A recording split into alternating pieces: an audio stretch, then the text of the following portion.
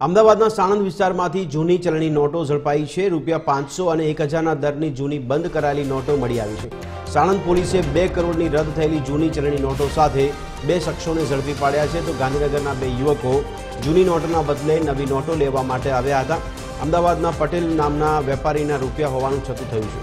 સાણંદના farm હાઉસમાં આ deal થવાની હતી, ત્યારે 10%ના કમિશનથી જૂની નોટોના બદલે નવી નોટો મેળવવાના હતા।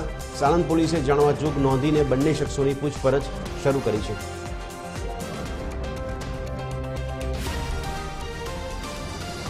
આજ અંગે વધુ વિગત આપી રહ્યા છે અમારા સંવાદદાતા ભાવેશ। ભાવેશ, પ્રાથમિક પૂછપરછમાં કઈ કઈ વિગતો સામે આવી રહી છે, જ્યારે જૂની નોટોની સામે નવી નોટો બદલાવાની આ ડીલ કરવામાં આવી હતી?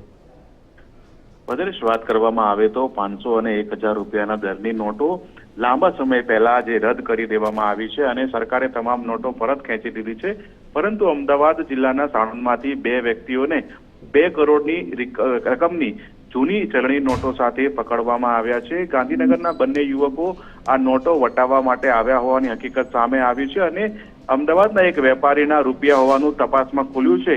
સાણંદના એક ફાર્મ હાઉસમાં આ સમગ્ર ડીલ થવાની હતી, જેમાં તે લોકો જે 2 કરોડની રકમની નોટો જૂની લઈને આવ્યા હતા, તેની સામે તે 10%ના કમિશને નવી નોટો મેળવવાના હતા। તેવે હવે કેસમાં પોલીસે જાણવાજોગ દાખલ કરી છે। આ બંને યુવકો ગાંધીનગરના છે, ત્યારે કયા વેપારીની આ નોટો હતી અને કોની પાસે વટાવા આવવાના હતા, તે તમામ પાસાઓને લઈને હવે સાણંદ પોલીસે અને ગ્રામ્ય એલસીબી એસઓજીએ તપાસ શરૂ કરી છે। ભદ્રેશ। જી ભાવેશ, ધન્યવાદ સમગ્ર માહિતી આપવા બદલ।